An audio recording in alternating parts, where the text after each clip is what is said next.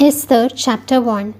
During the reign of Ahasuerus, who was a ruler of 127 states from India to Ethiopia, he was enthroned in the Susan chamber, and in the third year of his reign, he held a grand feast for all his nobles and servants.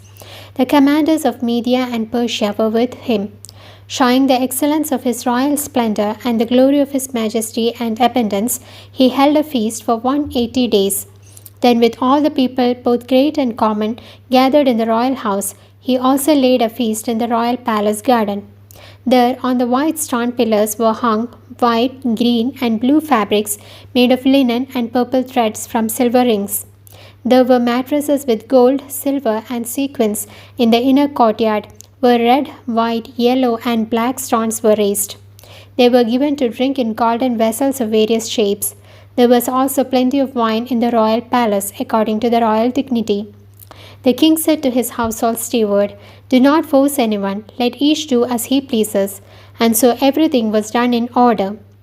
Queen Vasi also held a feast for the women in the royal chamber. On the seventh day, while the king was enjoying himself after drinking wine, king ordered the 7 eunuchs such as Bista, Tirash, Arbona, Bagda, Abagda, Setar, Karkas, the servants of the king, that Queen Vasti be brought before the king to display her beauty to the people and the nobles. She was beautiful, but she resisted the orders that came by way of eunuchs and had not gone. The king was very angry. His anger raged within. At that time, 7 prominent nobles of Media and Persia, such as Barnashai, Eshtir, Armutu, Romus, Tarshish, Masaria, and Maukan, who were prominent in the palace and held important positions in the country, were with him. Since the king was accustomed to consult all those who were knowledgeable in the administration of the kingdom and justice, king asked those wise scholars what should be done to her according to royal justice, since the order sent by King Ahasuerus through the eunuchs was disobeyed by Queen Vasti. To that Maukan replied to king and the leaders, "Queen Vasti has wronged not only the king, but also all the leaders and nations in all the states of King Ahasuerus. All the women will know about this act of the queen. They will disregard their husbands, saying that when King Ahasuerus ordered Queen Vasti to be brought before him, she did not come. Even if the queen's act is heard today, the wives of all the king's dignitaries in Media and Persia will say the same to all the king's dignitaries, and thus ridicule and displeasure will increase. If it pleases the king, let a royal decree be announced from there, and let it be written among the laws of the kingdom of Media and Persia, and it be not altered, that Vasti shall not come to the king's presence any more, and let the king give her place in the kingdom to another woman better than her. When the king's decree is made public throughout the kingdom, for this is a large kingdom, all wives, great and small, will respect their husbands." This word pleased the king and the nobles. The king followed the advice of Maukan. The king himself wrote to all the states, to each state in its own language and each nation in its own language, that every man should rule in his own house and speak his own language. Chapter 2. Later, when King Ahasuerus' anger subsided, he remembered Vashti and what she had done and the decree he had made concerning her. Then the official servants said, "Let us seek out suitable young virgins for the king. Let the king appoint officers in all the provinces of his kingdom, and let them gather together all the beautiful young virgins, and let them be brought to the citadel of Shushan the palace, to the custody of Hegai, the king's eunuch and custodian of the palace, and let them be given all the things for their purification. Let the young woman of king's choice and be queen instead of Vasti." The king liked this idea. He did so. In the Shushan kingdom, there was a Jew named Mordecai, a Benjamite, son of Kish, son of Shimei, son of Yair. He was also taken with those King Nebuchadnezzar had taken captive from Jerusalem, together with Jeconiah, king of Judea, among the exiles. He had raised his uncle's daughter, Hadashah, for she was without mother and father. This virgin was beautiful and handsome. After her father and mother died, she was adopted as daughter by Mordecai. When the king's command and decision became public, among many young women who were gathered and placed under the care of Hegai, the guardian of the palace, Esther was also brought in, the group entrusted with the examination of Hegai in the Shushan royal city. He liked the young woman felt special to him. He quickly gave her that needed for her purification, what had to be paid from the palace, and 7 of the most beautiful young women as maids. He settled her and her servants in a noble place in the palace. Esther did not reveal her caste and clan, as she had been asked not to by Mordecai. But Mordecai kept walking daily in the courtyard before royal chamber to find out good news about Esther and what would happen to her. After each young woman has completed 12 days of what was according to law for women, women's period of purification will be completed for 6 days with more perfume and 6 days with spices and other things for women's purification. When it was time for each one to come near the presence of King Ahasuerus, each young woman would go to the presence of the king. He would give her everything she asked for to take from royal chamber to king's palace. She would go in the twilight and return in the morning to the second inner court, which was under the care of Sangashgir, the king's eunuch and guardian of concubines. Until when the king was interested in her and was called by name, she could not enter his presence. But when Esther, whom Mordecai had adopted, who was the daughter of his uncle Abihail, as his own daughter, came to the king's presence, she did not ask anything in particular, except for what was spoken to her by Hegai, the eunuch and caretaker of inner court. But everyone who saw Esther was pleased with her. Thus, in the 10th month of the 4th year of Konung Horoi, Esther went to the palace to him. The king loved Esther more than all the women. He found her to be the most beautiful and special of all the virgins. So he placed the royal crown on her head and made her queen instead of Vashti. The king laid out a great feast for all his officials and nobles in the name of Esther. He also decreed a liberation for the states. They were also given gifts according to their royal status. When the virgins were gathered a second time, Mordecai sat at the king's door. Esther had not revealed her clan and caste as per Mordecai's instructions. Just like when Esther was growing up with Mordecai, she continued to follow his orders. At that time, while sitting at the king's gate, 2 of the king's men, Bigthan and Sheresh, who were among the gatekeepers, sought to attack the king in rebellion. Upon learning of the matter, Mordecai informed Queen Esther. The king was made aware on Mordecai's behalf by Esther. When an investigation was made, it was found to be true and they were hung on the gallows. It was written in the book of the Chronicles of the King. Chapter 3. Then King Ahasuerus gave Haman, the son of Hammedatha, a high position and his seat promoted above the seats of all the nobles who were present with him. All the king's servants bowed down to Haman at the king's gate, for the king had commanded concerning him. But Mordecai had neither bowed down to him or worshipped him. Then the king's courtiers at the king's gate asked, "Why do you defy the king's order?" Since he would not listen to them in spite of them insisting every day, they told Haman how he had answered him to see if his word was true, for he had told them that he was a Jew. Haman was enraged when he saw that Mordecai does not bow down and worship him. But it seemed contemptible to him to punish Mordecai alone. He knew such is the caste of Mordecai. Therefore Haman sought an opportunity to destroy all the Jews, the people of Mordecai who were everywhere in the land of Ahasuerus. In the first month of Nisan, which is the 12th month of the king Ahasuerus' 12th year, they cast lots before Haman for each day and each month until the 12th month of Adar. Then Haman said to the king, "There is a certain people scattered among the peoples in all the provinces of your kingdom, whose laws are different from those of all other people. They neither obey the king's commands. Therefore it is not right for the king to let them go. If it pleases the king, let a decree be written and sent to destroy them. Then I will send 10,000 talents of silver to the king's treasury through the stewards." Then the king took off his ring and gave it to Agagite Haman, the enemy of the Jews, the son of Hammedatha. The king said to Haman, "I give you that silver and the people. Do as you wish." So on the 13th day of the first month, the king's scribes were summoned. They write as Haman ordered to the royal representatives and the governors of each of the states and to the nobles of each people in their own language and to the people in their own language. He wrote it in the name of King Ahasuerus and put a seal on it with a royal ring. On the 13th day of the 12th month, the month of Adar, the king sent letters to all the king's provinces, ordering them to destroy and annihilate all the Jews, including the women and children, and to plunder their property. A copy of the decision was published in each state to inform all people that they should be prepared for that day. The carriers set out at the king's command. That decree was announced in the royal city of Shushan. The king and Haman sat for drink. The city of Shushan trembled. Chapter 4.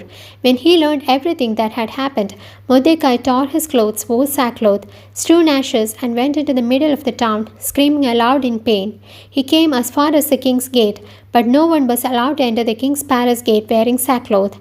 In every province where the king's command and decree reached, there was great mourning, lamentation, and weeping among the Jews. Many wore sackcloth and lay down in ashes. When Esther's maids and eunuchs came and told the queen about it, she became extremely sad. She sent clothes to Mordecai that his sackcloth be removed and may wear it. But he didn't buy it. So Esther summoned Hadak, one of the eunuchs whom king had appointed to minister to her, and ordered him to go to Mordecai to find out why and what the reason was. So Hadak went to the king's gate in the wide place of the city unto Mordecai. Mordecai also told everything that had happened to him, also about the money Haman had promised to give to the king's treasuries. He gave him a copy of the decision that had been made public in Shushan to destroy them, and told him to show it to Esther, and that she should go to the king and offer a petition and supplication for refuge on behalf of her people. Hadak went, and Esther was told the word of Mordecai. Esther gave order to Hadak to go and tell Mordecai, all the king's servants and the people of the king's provinces know that if any man or woman goes to the king into the inner court without being summoned, and the king does not hold out the golden scepter to him, that he may live, that person is to be put to death. But I have not been summoned to go to the king for these 3 days. He informed Mordecai of the words of Esther. Mordecai commanded him to answer Esther, don't think that you can escape all the Jews by staying in the inner chamber. If you remain silent, the Jews will have a deliverance and salvation from another place, but you and your ancestral house will perish.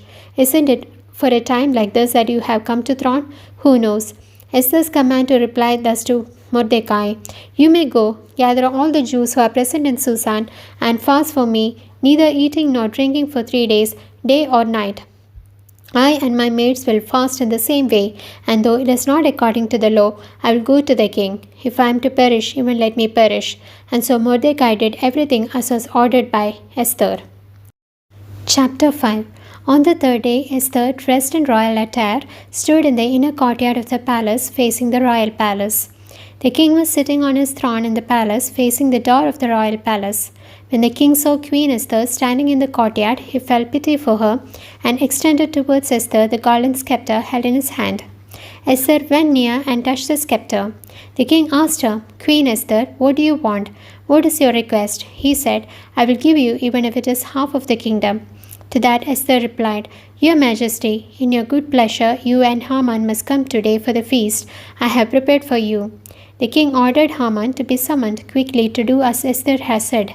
So the king and Haman went to the feast prepared by Esther. The king said to Esther in the feast, Whatever you ask for, it will be granted to you. Whatever you desire, even up to half the kingdom, it will be granted to you. This is my request and desire. If the king finds favor in my eyes, and if it pleases the king to grant my request and fulfill my desire, then the king and Haman should come again for the feast that I prepare. Tomorrow, I will do as the king has commanded, she said. So Haman went away happy and joyful. But when he saw that at the king's gate Mordecai was not rising and respecting him, he was filled with anger towards Mordecai. Yet Haman, controlling himself, went home and told his friends and his wife Zeresh about the high position the king had given him and how he had been elevated above the nobles and royal officials. Queen Esther also did not allow anyone but me to accompany the king for the feast she prepared. She has invited me to accompany the king tomorrow as well to the feast. But as long as I see Mordecai the Jew sitting at the king's gate, I am not satisfied with any of this. To that his wife Zeresh and all his friends told him to build a 50-foot tall gallows. You must ask the king tomorrow morning to hang Mordecai on it. Then you can happily go with the king for the feast. This matter was pleasing to Haman. He made the gallows. Chapter 6. That night the king could not sleep. He ordered the scroll containing the chronicles to be brought. It was read out for the king to hear. He saw that it contained information that warned him by Mordecai that 2 of the king's eunuchs He saw that it contained information as to how two of the king's eunuchs, Bigdan and Teresh, who were the gatekeepers, had tried to attack King Ahasuerus but was given news about it by Mordecai. The king asked if he had been given any honor and possession as reward for this. The servant said that nothing had been given. The king asked, "Who is in the courtyard?" But Haman stood outside the palace in the outside of royal palace to ask the king to hang Mordecai on the gallows he had made for him. The king's servants told him, "Haman is standing at the courtyard." The king ordered him to come in. When Haman arrived at the palace, the king asked him what he should do for the man the king wanted to honor. Haman thought, "Who else would the king want to honor so much but me?" Haman said to the king, "For the man king desires to honor, let the royal robes that he wears, the horse the king rides on, and the crown that is set on his head be brought. The clothes and the horse should be handed over to one of his most distinguished nobles. He should announce in advance that this will be done for the man the king desires to honor." King said to Haman, "You may go quickly and bring the robe and the horse as you have said, and do all these things to the king's servant Mordecai, the Jew, who sits at the king's gate. Do not diminish anything from what you have said." Then Haman brought the robe and the horse and put the robe on Mordecai, sat him on the back of the horse, and led along the city square. He called out in front of him that this is what the king would do to a man he wanted to honor. Mordecai came back to the king's door. However, Haman, in despair, covered his head and quickly went home. Haman told his wife Zeresh and all his friends all that had happened to him in detail. His wise men and his wife Zeresh told him that you have begun to fall before Mordecai. If he is of Jewish clan, you would not be able to gain over him. You will be defeated by him. While they were still talking with him, the king's messengers arrived and hurriedly took Haman away for the feast Esther has prepared. Chapter 7. So the king and Haman went to Queen Esther's feast. On the second day too, at the banquet of wine, King said to Esther, "Queen Esther, what is your request? It will be given to you. What is your wish? Even it be up to half the kingdom, it will be done." To that Queen Esther said, "O king, if I have found favor in your sight, O king, and if it pleases you, O king, please hear my petition and grant me my life and my people as I desire. In order that we be destroyed, killed, and plundered, haven't you sold us? Yet if we had been sold as maiden servants to the adversary, I would have remained silent, even though I could not afford to pay for the king's loss." King Ahasuerus asked Queen Esther, "Who is he and where is he who dared to do this?" Esther said, "It was this wicked Haman who is verily the foe and adversary." Then Haman trembled with fear before the king and queen. The king, in a rage, got up from the wine banquet and went into the garden. But when Haman saw that the king had determined to do him wrong, he stood to plead with the queen for his life. When the king returned from the garden to the wine banquet house, Haman was lying on the queen's bed. The king asked, "Will this man rape the queen in front of me in the palace?" As soon as these words fell from the king's mouth, the officials covered Haman's face. Then one of the king's eunuchs, Rehbuna, immediately informed at the king's presence that a gallows 50 cubits high was standing there, which Haman had raised for Mordecai, who had spoken for the king's safety. The king commanded that he be hanged on it. So they hanged Haman on the gallows erected for Mordecai. Thus the king's wrath subsided. Chapter 8. That day King Ahasuerus gave the house of Haman, the enemy of the Jews, to Queen Esther. Because Esther informed such was her relationship with Mordecai, he was admitted into king's presence. The king removed his ring he had taken from Haman and gave it to Mordecai. Esther appointed Mordecai as overseer of Haman's house. Esther spoke again to the king. Falling at his feet, she cried and pleaded regarding the wickedness of Agagite Haman and of the plot that he had devised against the Jews to be made invalid. The king stretched out his golden scepter towards Esther. Esther rose up and standing in king's presence said, "If it pleases the king, and I have found favor in your sight, and I am dear to the king's eyes, who has decided that the matter is just, let it be decreed to reverse the plots devised by Haman, the son of Agagite Hammedatha, who plotted to destroy the Jews in all the king's provinces. How can I bear the calamity that will come to my people? How can I also bear the destruction of my race?" Then King Ahasuerus ordered Queen Esther and Mordecai, who is a Jew. "I had given Haman's house to Queen Esther, and he was hanged on the gallows because he had come to attack the Jews. You too may write for the Jews as you please in the king's name and seal it with the king's ring. No one can weaken a document written in the king's name and sealed with the king's ring." So on the 23rd day of the third month, the month of Sivan, The king's scribes were summoned. As it was ordered by Mordecai, all of it was written to the Jews, the royal representatives, the governors, and the state leaders of the 127 states from India to Ethiopia in their own script, each nation in their own language, and to the Jews in their own script and language. He wrote in the name of King Ahasuerus letters sealed by the royal king and sent it by way of messengers who rode on horses groomed in king's herd of horses and used for royal business. In them the king in all the provinces of the king Ahasuerus on the 13th day of the 12th month, which is the month of Adar, gave the Jews the authority to gather together and fight for their lives, to destroy and annihilate all the soldiers, children, and women of the people and the state that was coming to harm them, and to plunder their wealth. A copy of the decree was published in every state, announcing to all nations that the Jews should be prepared to take revenge on their enemies. So the messengers mounted the royal horses and rode away in haste to carry out the king's command. In Shushan royal city was also announced the verdict. Mordecai left the royal presence wearing royal robes of blue and white, a large golden crown, and a purple made of jute. The city of Shushan rejoiced with acclamations of joy. Jews had light, joy, gladness, and honor. In all the states where the king's order and decree reached, it brought joy, gladness, feast, and celebration to the Jews in every province and city. Many of them were astonished, for the fear of the Jews had fallen on the Gentiles of the land. Chapter 9. On the 13th day of the 12th month, the month of Adar, when the king's command and decree were about to be carried out, and on the day when the enemies of the Jews anticipated to assume strength against them, and on the contrary, the Jews gained power against them, the Jews in all the provinces of King Ahasuerus gathered themselves to attack those cities, those who tried to harm in their cities. The fear of them fell on all nations, hence no one could stand before them. All state nobles, royal representatives, governors, and the king's deputies helped the Jews owing to fear of Mordecai. Mordecai was great in the royal city.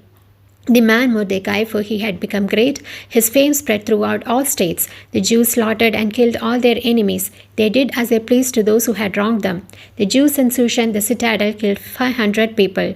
They killed the 10 sons of Haman, the enemy of the Jews, and the son of Hammedatha, such as Pashandata, Dalphon, Aspada, Porada, Adalia, Aridada, Parmasada, Arisai, Aridai, and Vayaseda, but had not plundered. The king was informed of the number of those who were included in the murder that took on that day in the Shushan royal city. The king said to Queen Esther that Jews have killed 500 people only in Shushan royal city and 10 of Haman's sons.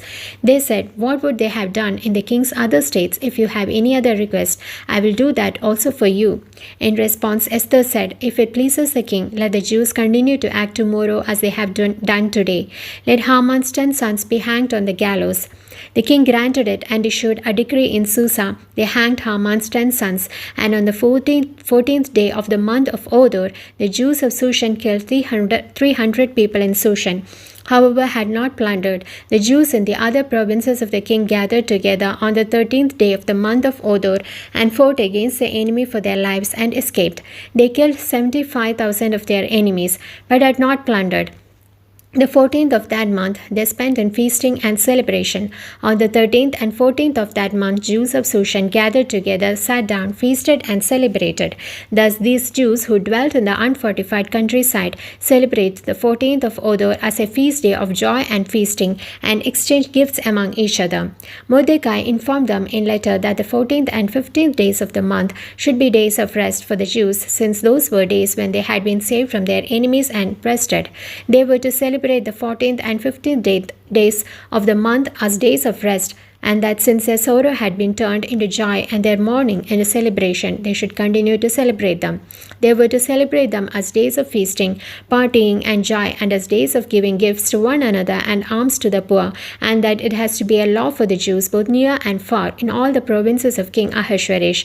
Thus what Jews, when the king learned that Agagite Haman, who was the son of Hammedatha, had plotted against Jews to cause them utter devastation and cast lots, the king issued a decree that the same same plot he had plotted against the Jews would turn against his own head, and that he and his sons would be hanged on the gallows. Therefore, those days were called Purim, from the word Pur. For all the things in this writing was encountered and happened to them, so that the Jews may remember and celebrate these 2 days annually according to their laws and times, without impedance, in their tribes, in their lands, and in their cities. This was written as a law for them, all their descendants, and who would join them, so that these Purim days would not be cut off from the midst of Jews, and the memory of it would not fade away in the days of their descendants. The second article about Purim was confirmed by Queen Esther, daughter of Abihail and Mordecai, wrought with authority, and as the Jew Mordecai and Queen Esther themselves had made a law for them and their descendants the facts of their fasting and lamentation, they wished peace to the Jews in all the 127 states of the nation of Ahasuerus. They sent true letters. By the decree of Esther, matters pertaining to Purim was thus affirmed. It was written down in a scroll. Chapter 10. King Ahasuerus decided a tax for the entire kingdom and the islands of Ocean. In addition to all the acts of his power and might, the details of high possession the king has conceded to Mordecai are written in the book of the Chronicles of the Kings of Judah and Persia. Mordecai, the Jew, was the next in rank to King Ahasuerus, great among Jews, well-wisher of foxmen, and who spoke for the people.